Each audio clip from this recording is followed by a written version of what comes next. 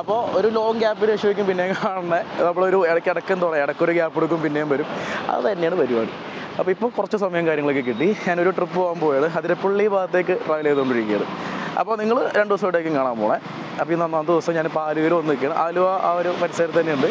ഇപ്പോൾ എക്സാക്ട് സ്ഥലം എന്ന് പറയുമ്പോൾ department of tourism guest house, അതായത് ടൂറിസം ഡിപ്പാർട്ട്മെൻറ്റിൻ്റെ ഗസ്റ്റ് ഹൗസ് ആലുവയിൽ തൊട്ടടുത്ത് വന്ന് നിൽക്കുകയാണ്. കുറച്ചും കൂടി മുമ്പോട്ടേക്ക് പോയി കഴിഞ്ഞാൽ, അതായത് ആലുവ വരുമ്പോൾ ഈ ഭാഗത്ത് വരാണ്ട് പോകാൻ പറ്റില്ല, അതായത് ശിവരാത്രി മണപ്പുറം തൊട്ടടുത്ത് തന്നെയാണ്. ഇതിലെ നേരെ പോയി കഴിഞ്ഞാൽ മണപ്പുറം ഭാഗത്തേക്ക് എത്തും. അപ്പോൾ എൻ്റെ കൂടെ വരാം. ആ ഭാഗത്തുനിന്ന് സ്റ്റാർട്ട് ചെയ്ത് നമ്മളിനി പയ്യെ സഞ്ചരിച്ച് തുടങ്ങും. ഇനി ഈ ഭാഗത്തുനിന്ന് തന്നെയുണ്ട്. ഓക്കെ, അപ്പോൾ കൂടെ വരാം ഇന്നത്തെ ഒരു എന്താ പറയുക ചെറിയ കാഴ്ചകളിലേക്ക്.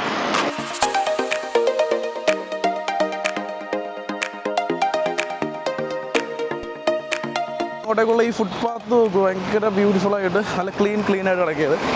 തൊട്ടപ്പുറത്ത് നല്ല വലിയ റോഡാണ് പോയിക്കൊണ്ടിരിക്കുന്നത്, നല്ല തിരക്കുടിച്ച റോഡ്. ഇതിലെ ഈ ഒരു ഗസ്റ്റ് ഹൗസിൻ്റെ മതിലിങ്ങനെ കഴിയുമ്പോൾ തന്നെ റൈറ്റ് സൈഡിലേക്ക് ഒരു വഴി, അതിൽ കയറി കഴിഞ്ഞാൽ ക്ഷേത്രം, അങ്ങോട്ടേക്കുള്ള പാലം കാര്യങ്ങളൊക്കെയാണ് കാണാം.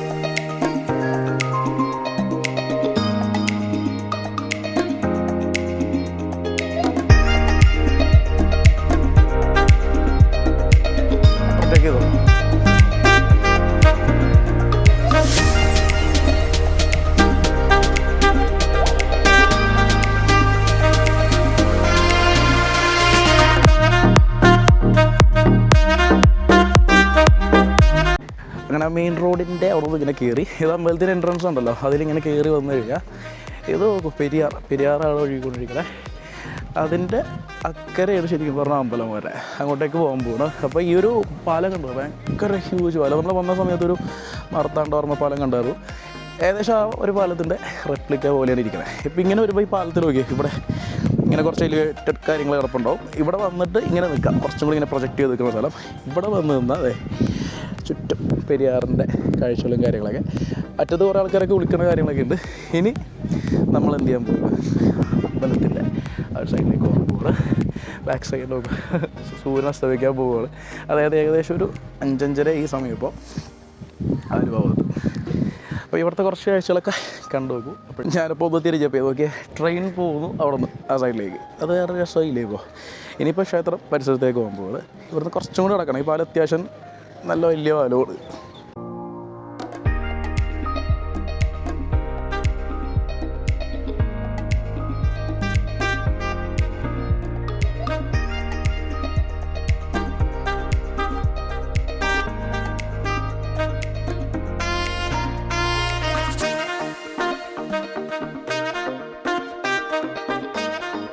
അപ്പോൾ ഈ പാലം അതിൻ്റെ കഥ പറയുകയാണെങ്കിൽ, പണ്ട് എനിക്ക് തോന്നുന്നു ഞാൻ ചെറുതായിരുന്നപ്പോൾ ഈ പാലം ശരിക്കും പറഞ്ഞാൽ വെച്ച് കെട്ടി ഉണ്ടാക്കുമായിരുന്നു. ഈ ശിവരാത്രി സമയത്ത് ഈ ഒരു അമ്പലം ഉണ്ടല്ലോ, ആ അമ്പലത്തിൻ്റെ പരിസരത്ത് എക്സിബിഷൻ കാര്യങ്ങളൊക്കെ വരും. അപ്പോൾ അവിടെ അങ്ങോട്ടേക്ക് പോകാൻ വേണ്ടി, ആലുവ സൈഡിൽ നിന്നുള്ള ആൾക്കാർക്ക് അങ്ങോട്ടേക്ക് പോകാൻ വേണ്ടിയിട്ട് ഈ ഒരു പാലം, ഈ പുഴ കിടക്കണമല്ലോ ശരിക്കും. അപ്പോൾ അതിന് ചെയ്ത കാര്യം എന്ന് വെച്ച് കഴിഞ്ഞാൽ, ഈ എന്താ പറയുക, ചെരമരം കൊണ്ടും ഇരുമ്പ് കൊണ്ടൊക്കെ ഒരു പാലം ഉണ്ടാക്കിയിട്ട് താൽക്കാലിക പാലം ഉണ്ടാക്കും ഒരു മാസത്തേക്കൊക്കെ. അതിലൂടെ ആൾക്കാർ പോകുമായിരുന്നു. ഇപ്പോൾ സ്ഥിരമായിട്ടൊരു പാലമായി, വലിയൊരു പാലമുണ്ട് ശരിക്കും പറഞ്ഞാൽ. പിന്നെ നേരെ റെപ്ലിക്ക ആ സൈഡിൽ കാണാൻ പറ്റും. അത് നമ്മൾ നേരത്തെ വന്നപ്പോൾ കണ്ടു, മാർത്താണ്ഡവർമ്മ പാലം. ഏകദേശം ആ ഒരു മോഡലിൽ തന്നെ കുറേ ആർച്ചും കാര്യങ്ങളൊക്കെ ഇട്ട് നല്ല ഭംഗിയില്ലേ. ഇവിടെ നോക്കിക്കഴിഞ്ഞാൽ അതെ പെരിയാർ, ഇത് കണ്ടാണ് നടക്കുന്നത്. ബ്യൂട്ടിഫുള്ളായിട്ട്. ഇതിൽ കൂടെ വണ്ടി പോകില്ല, നടന്നു മാത്രമേ പോകാൻ പറ്റുള്ളൂ. അതാണ് ഏറ്റവും ഒരു അഡ്വാൻറ്റേജ്. തിരക്കുണ്ടാവില്ല. അപ്പോൾ നടക്കാനുള്ളൊരു പാലമാണ് ശരിക്കും.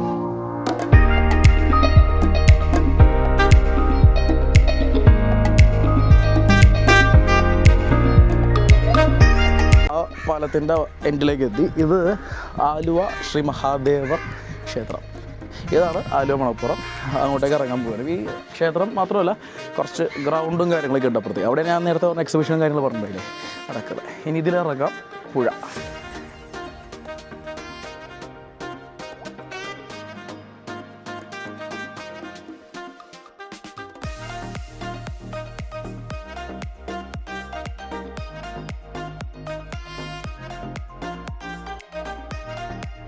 ഇവിടെ നിന്നിട്ടുള്ള പാലത്തിൻ്റെ വ്യൂ നോക്കിയേ, ഭയങ്കര വലുതാട്ടോ. അത് നമ്മൾ ആറ്റത്തുനിന്ന് ഇപ്പുറത്തേക്ക് നടന്നു വന്നു. ഇപ്പോൾ ഈ പെരിയാറിൻ്റെ സൈഡിൽ വന്ന് നോക്കിയത് ഈ പാലത്തിൻ്റെ സെയിം റിപ്ലിക്ക നോക്കിയത് ആ ഭാഗത്ത് കാണാം, ഏകദേശം സിമിലർ. അതാണ് ആദ്യത്തെ പാലം, മാർത്താണ്ഡവർമ്മ പാലം. അതിൽ കൂടെയാണ് ശരിക്കും പറഞ്ഞാൽ എന്താ പറയുക, വണ്ടികളും കാര്യങ്ങളൊക്കെ പോകണേ. അപ്പോൾ ഈ ഒരു പാലത്തിൽ കൂടെ വണ്ടികളും കാര്യങ്ങളൊന്നും പോകില്ല, നടക്കാനുള്ള പാലമുണ്ട്. അതായത് ഈ അമ്പലത്തിലേക്ക് പോവാം, ഇവിടെ നിന്ന് അപ്പുറത്തേക്ക് പോവാം. അത് പുഴയുണ്ടല്ലോ, ആ പുഴയുടെ സൈഡിൽ തന്നെ ഇതുപോലെ കുറേ ഷെഡ്, ഇത് ആക്ച്വലി ഷെഡുകളും കാര്യങ്ങളൊക്കെയാണ്. ഹിന്ദു റിലീജിയൻ അനുസരിച്ച് മരിച്ചു കഴിഞ്ഞാൽ എന്ത് ചെയ്യും, ഒരാൾ മരിച്ചു കഴിഞ്ഞാൽ അയാളുടെ ചിതാഭസ്മം കൊണ്ടുവന്ന് ഒഴുക്കും. അത് ഏകദേശം ആ സൈഡിലായിട്ട് വരും ചിതാഭസ്മം ഒഴുകുന്ന കാര്യങ്ങളൊക്കെ. അപ്പോൾ ബലിതർപ്പണത്തിനും കാര്യങ്ങൾക്കൊക്കെ വേണ്ടിയിട്ട് എന്ത് ചെയ്യും, ഇതുപോലത്തെ കുറച്ച് അതിന് വേണ്ടിയിട്ടുള്ള കാര്യങ്ങളായിരിക്കും. ബലിതർപ്പണത്തിന് വേണ്ടിയിട്ടുള്ള കുറച്ച് ഏരിയാസ് ആ ടൈമാകുമ്പോൾ നല്ല ആക്റ്റീവ് ആവും. പ്രത്യേകിച്ച് ശിവരാത്രി സമയം നിറച്ചും തിരക്കായിരിക്കും, ആൾക്കാരായിരിക്കും. അന്നേരം ഇത് ഫുൾ ഈ ഒരു ഏരിയ ഫുൾ എന്തായിരിക്കും, ബലിതർപ്പണത്തിനുള്ള ഷെഡുകൾ, ഓലപ്പുരകൾ പോലെ കെട്ടിയുണ്ടാകും. ഇനി അമ്പലം ഭാഗത്തേക്ക് നടക്കുക, കുറച്ചുള്ളൂ ഈ കാണുന്ന ക്ഷേത്രം.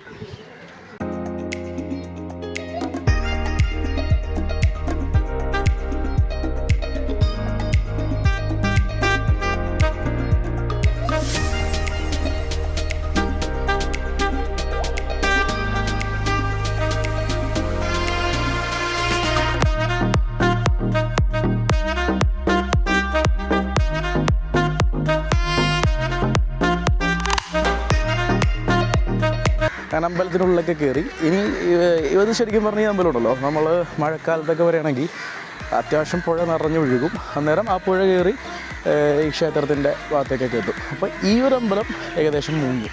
ഏകദേശം ആ ഒരു അതിൻ്റെ ഒരു മുകൾ ഭാഗമില്ലേ, ഏകദേശം ആ ഒരു റൂഫ് ടോപ്പ് വരെ, ഏകദേശം ഒന്നാമത്തെ റൂഫ് ടോപ്പ് വരെ വെള്ളം കയറി. മുകൾ ഭാഗം മാത്രമേ ശരിക്കും പറഞ്ഞാൽ കാണാൻ പറ്റുക. അതൊക്കെ ഒരിക്കൽ പിന്നീട് വരാം, മഴ പെയ്യുന്ന സമയത്ത്. ഇനി ഇവിടെ കുറച്ച് എന്താ പറയുക, പ്രത്യേകിച്ച് കാര്യങ്ങളൊന്നുമില്ല. ഐസ്ക്രീം അങ്ങനത്തെ കാര്യങ്ങളൊക്കെ ഇവിടെ സൈഡിലൊക്കെ ഉണ്ട്, പിള്ളേരൊക്കെ വരികയാണെങ്കിൽ.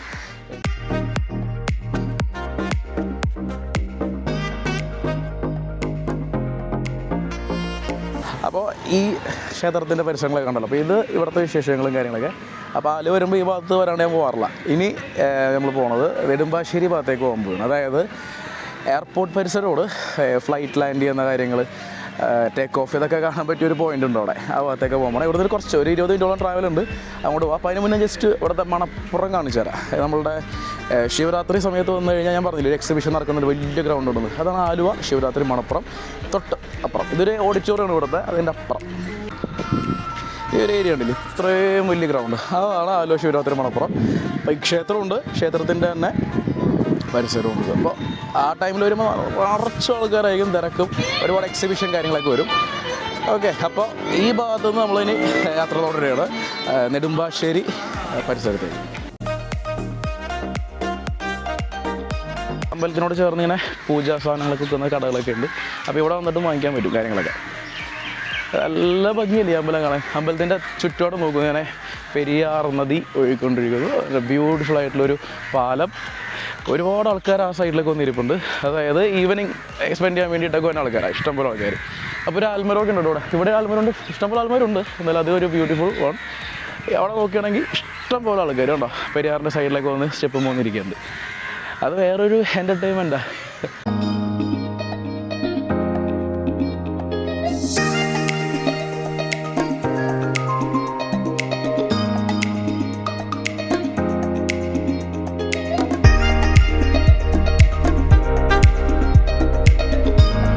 സ്റ്റെപ്പ് ഇങ്ങനെ കയറി വരുമല്ലേ, ഈ പാലത്തിൻ്റെ ചുമരിലൊക്കെ നോക്കും ഇഷ്ടംപോലെ ഇങ്ങനത്തെ ക്രയോൺസ് യൂസ് ചെയ്തിട്ട് ഉള്ള പടങ്ങൾ. ഇതൊക്കെ ആരൊക്കെ വരക്കുന്നുണ്ട്. ഇതൊക്കെ ഇത് ഇവിടെ മാത്രമല്ല, അപ്പുറത്തെ സൈഡിലും കുറേ ഉണ്ട് ഇങ്ങനത്തെ. നന്നായിട്ടില്ല ഈ സംഭവം. ഇത് നമുക്ക് കറക്റ്റ് എല്ലാം ഭയങ്കര ബ്യൂട്ടിഫുള്ളായിട്ട് വരച്ചിട്ടുണ്ട്, എല്ലാം ഭയങ്കര ഡീറ്റെയിൽ.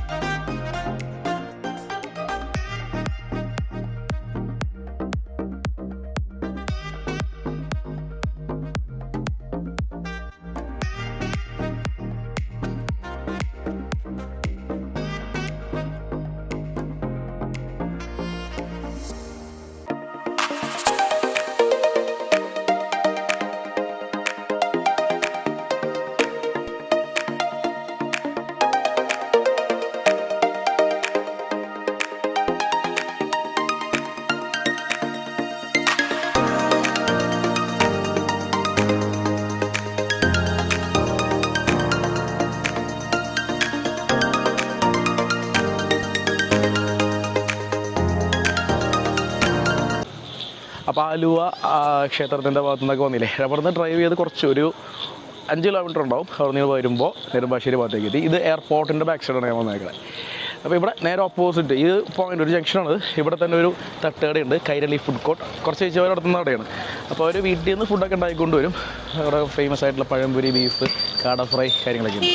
അപ്പോൾ അത് കഴിക്കാം. നേരെ ഓപ്പോസിറ്റാണ്, അങ്ങോട്ട് നടക്കാം.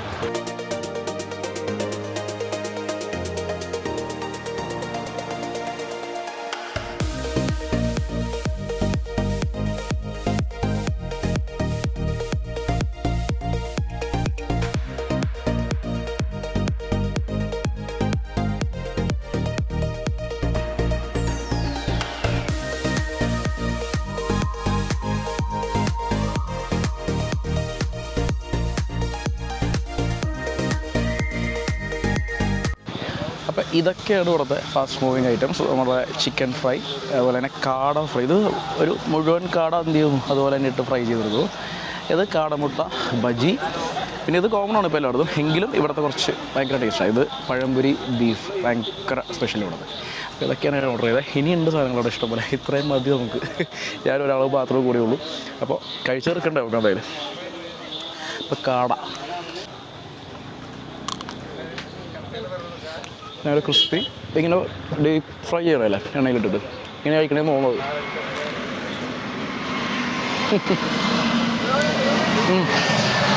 ഫ്ലൈറ്റിന് ഇറങ്ങി പോയിക്കൊണ്ടിരിക്കുക. ലാൻഡിങ് സ്പോട്ടാണല്ലോ അത്. അങ്ങനെ അപ്പോൾ നാരങ്ങ ഉണ്ടാവും, കുറച്ച് സവാള കാര്യങ്ങളൊക്കെ ഉണ്ടാവും. ഇത് നല്ലതാണ്. പിന്നെ chicken fry, normal chicken fry ആണ് ഞാൻ നേരത്തെ കഴിച്ചു നോക്കിയത്. അത് രണ്ടും നല്ല. ഇത് കാടമുട്ട ബജ്ജി. ഇത് ഇവിടുത്തെ നല്ല ഫാസ്റ്റ് മൂവിങ് കേട്ടോ. എല്ലാവരും വന്ന് മേടിക്കുന്നുണ്ട്.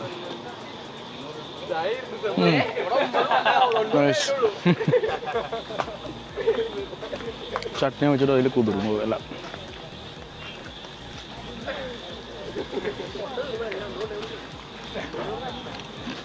ഇതെല്ലാം ഓക്കെ. ഇനി പഴംപൊരി ബീഫ് കോമ്പിനേഷൻ. ഇത് നോക്കി, പഴംപൊരി ബീഫ് നല്ല പഴുത്ത പഴമോട്ട് എടുത്തേക്കണേ, വെരി സോഫ്റ്റ്. അത് ബീഫ്, കുറച്ച് സവാള.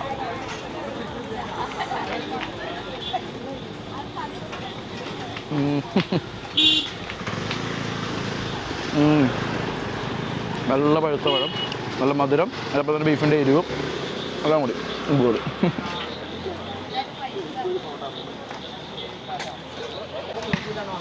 അപ്പോൾ ഇവിടെ എത്താൻ ഒരു പ്രയാസമൊന്നുമില്ല. നമ്മുടെ എയർപോർട്ടിൻ്റെ ബാക്ക് സൈഡിൽ കൂടെ നേരെ കയറാം. കൈരളി ഫുഡ് കോർട്ട് കണ്ടിട്ടുണ്ടാവുമല്ലോ, അതാണ് തട്ടുകട.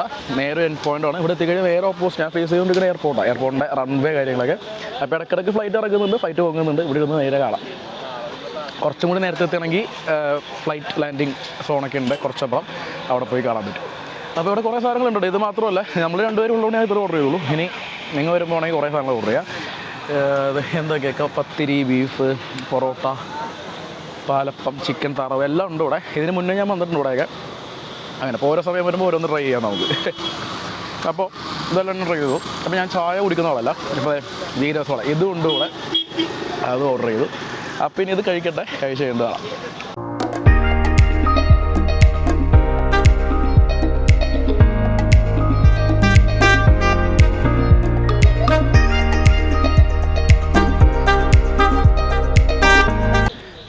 അപ്പോൾ അത്യാവശ്യം നല്ല രീതിയിൽ തിരക്കൊക്കെ ഉണ്ട്. രാത്രി ആയി കഴിയുമ്പോൾ നല്ല തിരക്കാവും ഇവിടെ. അപ്പോൾ ഉള്ളിൽ കുറച്ച് പേർക്കൊക്കെ ഇരുന്ന് കഴിക്കാനുള്ള സെറ്റപ്പും കാര്യങ്ങളൊക്കെ ഉണ്ട്. വലിയതായിട്ടില്ല. അപ്പോൾ വേണമെങ്കിൽ പുറത്തും കാര്യങ്ങളൊക്കെ എന്ത് ചെയ്യുക, ഇരുന്ന് കഴിക്കാൻ പറ്റും.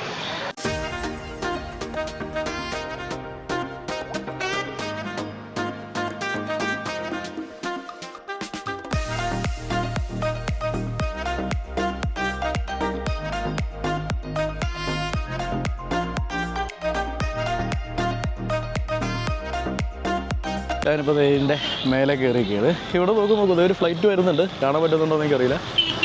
ഫ്ലൈറ്റ് അവിടെ നിന്ന് വന്നിട്ട് ഇങ്ങോട്ട് ലാൻഡ് ചെയ്തേണോ അല്ലെങ്കിൽ ടേക്ക് ഓഫ് ആണെന്ന് തോന്നുന്നു. Take off.